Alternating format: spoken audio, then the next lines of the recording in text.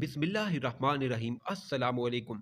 بیان کیا جاتا ہے کہ دو بھائی تھے، ان میں سے ایک بادشاہ کی سرکار میں ملازم تھا اور دوسرا محنت مزدوری کر کے آزادی سے اپنی روزی کماتا تھا۔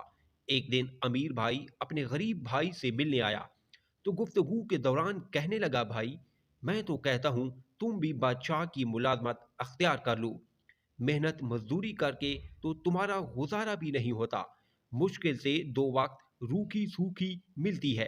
اپنے امیر بھائی کی بات سن کر غریب بھائی نے کہا، تم مجھے بادشاہ کی نوکری اختیار کرنے کی ترغیب دے رہے ہو اور میں یہ کہتا ہوں تم پرائی تابیداری ترک کر کے آزادی کی زندگی اختیار کیوں نہیں کرتے؟ عقل مندوں نے کہا ہے جو کہ سوکھی روٹی کھا کر آزاد زندگی بسر کرنا اس سے لاکھ درجے بہتر ہے کہ سنہری پٹکا کمر سے باندھ کر بادشاہ کی خدمت کرے۔ تمام عمر اسی فکر میں ہوئی برباد، ملے گا کیا تجھے آج اور کھائے گا کل کیا؟ کمر جھکاتا ہے ذلت سے بادشاہ کے حضور، ہوس کو دل سے نکال اور صبر کو اپنا۔